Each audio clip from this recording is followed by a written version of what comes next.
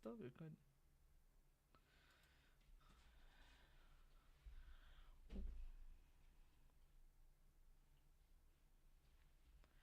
Welcome, everyone. My name is Uluwatosin Ailuyafen, and today we are talking about how to start 2026 financially strong. We will look at simple, practical ways to build a clear plan, protect your money, and grow it over time. I'll keep this session as simple as possible, so don't worry if you're not a finance expert. This is for regular people. Permit me just a quick disclosure before I start this session. I am a licensed life insurance advisor. In other words, I'm a financial advisor resident in Alberta, Canada. This live video is provided for educational and informational purposes only. It does not constitute personalized financial, legal, or tax advice. Any strategies or examples discussed may not be appropriate for every individual situation. Viewers are encouraged to consult their own licensed financial advisor, accountant, or legal practitioner before making any financial decisions. Insurance and investment products involve risk, and past performance does not guarantee future results. Now, results has shown that money is one of the biggest sources of stress for Canadians. Allow me to expatiate statistically. About 44% Canadians say money is their biggest source of stress. What's even more telling is the trend. It's been steadily rising from 38% in 2022 to around 40% in 2023, and now even higher today. Many people say money worries make it hard to focus at work or enjoy time with their family. According to research, Canadians who work with financial advisors or financial professionals are 33% less likely to be stressed about money and 23% less likely to have lost sleep about financial worries. The question here is, would you like to improve your financial well-being in Canada? If your answer is yes, then you're in the right place. All I would simply say is that you should stay to the end of this session. Okay? So today, the goal is simple. That is, to help you move from feeling stressed and unsure about your money to feeling more confident with a clear plan for this year, 2026. So, here's a quick snapshot of how people in Canada are doing with money. When you zoom out and look at the big picture, Canadians are actually more financially fragile, not more comfortable. More people are struggling with the basics, paying bills, keeping up with everyday commitments. More people are even borrowing just to survive, not for luxuries, but for regular expenses. A lot of Canadians don't have emergency savings, and debt is piling up, including paying up their bills and online loans. On top of that, more people are spending more than they even earn. Yes, that's true. More people say they have a budget now. Interestingly, report has actually shown that emphasis that there's a stress level. Their stress level is lower than that they were in 2020. But here's the reality. Financially, Canadians are in a much tighter spot. Even though on paper they say they feel less stressed than right after COVID, the numbers tell a different story. So, to make this simple, I like to think about money in three different pillars. You see here we have plan, which is the first one, protect, the second, and then let's grow this money. Grow your money. The first thing I always talk about is planning. This is where you sit down and set clear goals. You create a roadmap, and that map, you map out the things out so as to actually know where you are going, where your money is being spent. What you're actually working for is your money, and you want to actually put your money to work. So, the next thing we'll look at here is protection. This is actually your safety net. Having an emergency fund and the right insurance in place so no unexpected event doesn't completely come and throw all your life savings or throw you off track on your life plan. And finally, the growth. This is how you actually build wealth over time, by saving consistently and investing smartly so your money can actually start working for you. So now that we are actually aware of these three pillars, let's talk about the first pillar, that is plan. Honestly, as regards this is where everything starts coming together. Planning simply means deciding what you want your money to do for you and actually writing it down. It doesn't have to be so fancy or complicated. Just make it simple. A simple plan just answers a few quick questions, such as what are my top 3, 5 financial goals. Maybe you're thinking of paying off debt, you're trying to build an emergency fund, you're planning to buy a home, you're preparing for retirement. Still, you're still planning, even if you think of how much do I need to save each month to move closer to the next goals or to my next goals, or those goals are put in paper. How do I protect my income, my family? If something unexpected happens, what do I do? And when am I going to review this? Is it once a year? Is it actually twice a year? Or it depends. Or when is a major change in my life? You think of all those things you're planning. One easy way is actually to do this is to use a timeline from this 2026 to 2030. That's a 5-year plan. And you mark the big milestones you want it to hit. That's how to turn vague dreams into clear and actionable steps. So, plan your future goals today. Now, what you see here on the screen, you see, planning is what actually connects the money you have today to the life you actually want tomorrow. Think about it. Whether it's planning for travel, your children's education, retirement, or a business plan, or your legacy, or you want to leave behind for your family, the legacy you want to leave for your family. None of this just happened by accident. There is a saying that I love which says, the best time to plant a tree was 20 years ago. So when is the best time? You missed it. The second best time is actually now. The truth is, there is no better plan than the one you actually started today, or you start today, because someday isn't it is not actually a plan. Today is actually the plan. So setting your goals is the step to being intentional about what you want to achieve. When that is done, you have to save and make a budget.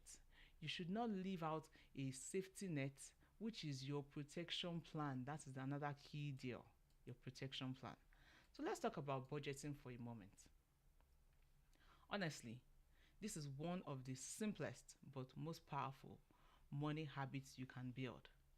Research shows that about only about 46% of Canadians actually use a budget. Hmm. That means more than half of people are basically guessing where their money goes every month. Hmm. But here's the interesting part. People who have done budgeting or have planned for their budget, about 93% say they usually or always stick to it, which is a plus. That's a good deal. So the takeaway is simple. Once you have given your money a plan, you are far more likely to follow through. One thing is, budgeting isn't about restriction, it's about clarity and control. It might be difficult, but once you start it, it becomes a good habit for you. So now that you now know that budgeting works, let's make sure, let's actually make it certain that let's make sure that it's actually simple. I want to make it give you a simple, clear pathway to it, and how we can actually come bring it to fruition. So here is a basic example which I'll share here. So this is an example of how you might organize your money each month. Let's say you take 4,000 for example after tax. That's your income. One way to structure it, it could be like this: 50 to 60% for needs, and these are your must pay bills like your rent, your mortgage, your groceries, your utilities, your phone, and basic transportation bills. And then that will cost you roughly about 2,000 to 2,400. Okay? Then look at the other portion of 20 to 25%. Those are your wants. Things that are nice to have, like eating out, entertainment, and extra shopping. That's around 800 to $1,000. Then you can now consider 10 to 15% for budget payments, or sorry, for debt payments. An extra payment to crush your debt faster, about 400 to $600. Then you can now consider 10%, 10 to 20%. This is should be for your savings and investments. This is your future plan, more or less like you want to put 400 to $800. Now, these numbers aren't fixed rules. You can adjust them to fit your own reality. But this is just an example. It actually shows how giving every dollar a job helps you move forward in multiple areas at the same time. Okay? So now that we have talked about planning, let's move to the second pillar. The second pillar here is talking about protection, protecting your goals. And before we start talking about getting rich, we really need to talk about not getting wiped out, all your savings, all your golden eggs. So protection comes down to two things: the cash and then the protection, the coverage itself. Cash, when I say cash, it means every emergency fund. Having that emergency fund in place, this is the money actually you set aside for life surprises. Maybe your car breaks down, or one loses their job, or a health issue pops up when you least expect it. The coverage itself means having the right insurance in place, like your life insurance. If your family actually depends on your income, you need to have a life insurance. Disability or critical illness insurance coverage, this actually works in case you can't work and the bills will still come. Nobody wants to be left out without having an emergency fund. So of course, but if it happens, you don't want to eat into your emergency fund, and then you have that protection, those insurance in place. And of course, home insurance, tenant insurance, auto insurance, to protect all that you own, your cars and all of that. Now, here is the reality. Studies have actually shown about half of Canadians wouldn't be able to cover 3 months of their expenses if something like this suddenly happens, what they didn't plan for. So, one key goal for this 2026 is actually simple: start to grow your emergency fund and review your insurance to make sure your family is well protected. Your income too is well protected. And that brings us directly to emergency savings. So take a look at this pie chart on my screen. About 52% of Canadians can actually cover 3 months of expenses if something unexpected happens. But on the other hand, you see 48% of them can't. That means almost half of the country is one major problem away from serious financial stress. The good news here is this: you don't have to fix all this overnight. What matters in 2026 is building some kind of safety buffer, even if you start small. You don't need to start big, like everybody thinks that, oh, insurance is expensive. No, no, no. You don't. I don't have money to invest. No, no. Just start small. Starting small is far much better than not even starting at all. Remember again, protection is just about saving. It's also about debt. It isn't just about saving. When you think of protection, you can but the main thing first of all is about protection. You want to protect your savings. It's also about you also being not in debt if you have protection. So protection itself, what does it actually mean? It means managing debt. In Canada, household debt is very high, about 177% of disposable income. That actually means every dollar people take home after tax, they owe about $1.77 in debt. Around 73% of Canadians have some form of debt, and almost one third feel they have too much. Well, here is here is where you can take control. Starting by writing down all your debt along with interest rates. Then you focus on paying off the highest interest debt first, like your credit cards or your payday loan that you've taken. And if you are using debt to cover normal monthly expenses like groceries or utilities, that's a signal of debt. That's actually another signal of your budget needing an adjustment. You need to adjust that. So getting control of your debt is one of the biggest steps towards feeling safe and secure financially. Once you have protected yourself, this is where things get exciting, because now you can talk about growth. So the third pillar is where I'm referring to. You want to grow. This is where your money starts working for you. In Canada, we have powerful tools that help your money grow faster. The first one here I'll talk about is the tax free savings account, popularly known as TFSA. This actually lets your investment grow tax free, and you can usually withdraw the money without paying tax at any time.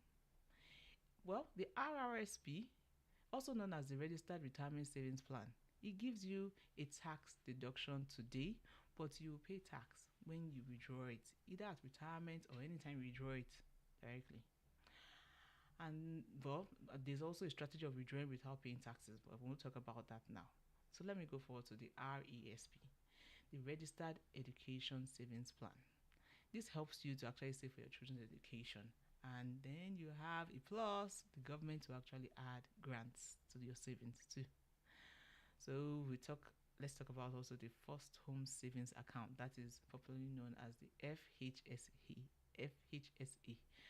So this helps you, if you're a first-time home buyer, to purchase your first home majorly without any kind of tax implication. So it's a tax advantage for you. The key idea here is simple. Start early, even with small amounts. Automate your contributions so they happen every month without you thinking about it. Over time, consistency matters more than perfection. So you don't have to be perfect about doing this. So how do we turn this into action? Let's make it practical. So here is a simple 90-day plan. You can start right after this session. You can actually start after this session. Don't put yourself in too much pressure. So in my step 1, let's plan. Within 1 to 4 weeks, reminisce about what you want to plan. Create a written budget.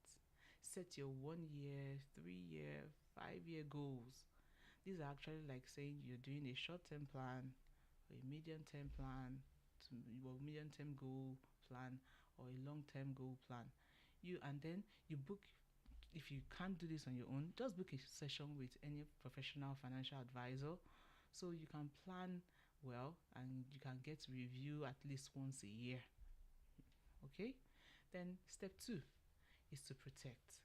Within 5 to 8 weeks, you can take your time.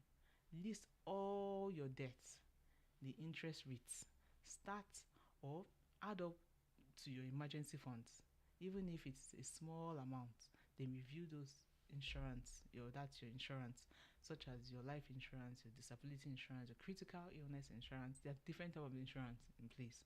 Even your home insurance, your tenant insurance, all the insurance you pay for. Review them.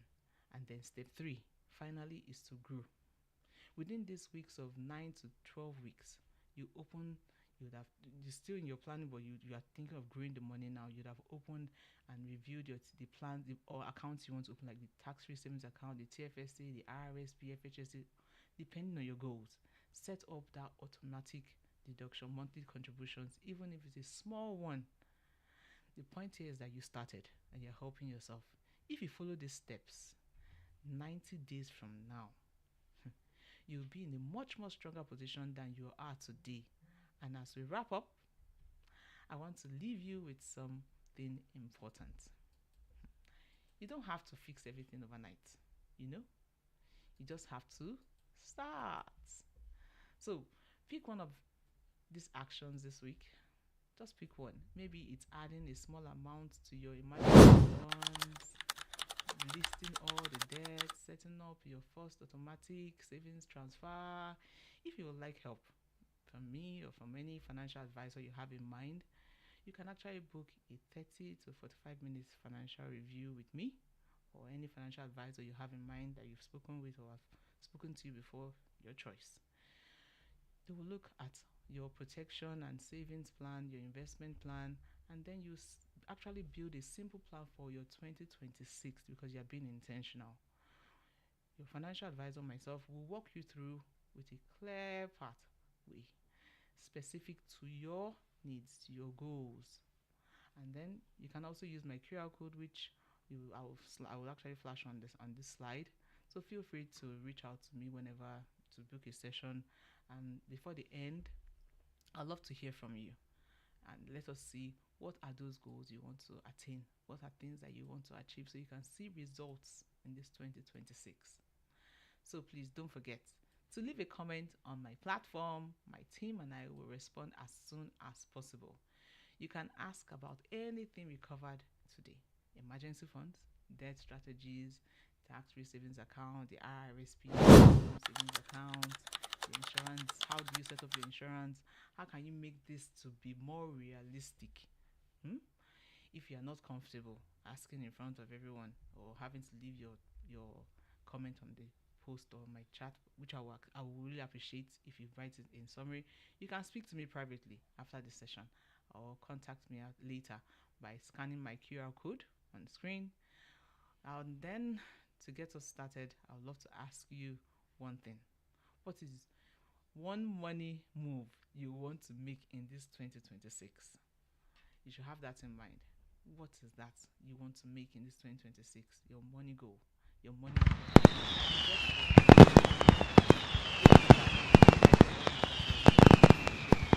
Today, I would like to let you be aware of it. So most of the data shared today comes from the Financial Customer Agency of Canada and other Government of Canada resources on canada.ca website. You can read more on your own. This actually includes reports of financial well-being, emergency savings, debt levels, and budgeting habits. Some numbers are slightly rounded up to make them easier to follow in my live session, which I presented today, but they are all based on official public reports. If you'd like to read more, you can search on FCAC Financial Wellbeing Canada website, or you can go to the National Financial Literacy Strategy 2021 to 2026, your choice, to actually learn more or to be more informed. So, and with that, I want to leave you on a positive note. So this is the year 2026. I pray that this year bring you peace, progress, and endless possibilities. I wish you all in this 12 months of growth, these 52 weeks of wins, and 365 days of joy in 2026. Cheers to a fresh start and a bigger blessing in 2026. God bless you all. Thank you, thank you, thank you. Do make sure you follow me on my social media platforms, that is on YouTube channel, my Facebook, and even my LinkedIn. You can just search with my name, Oluwatosin Aileyafen. Thank you very much, and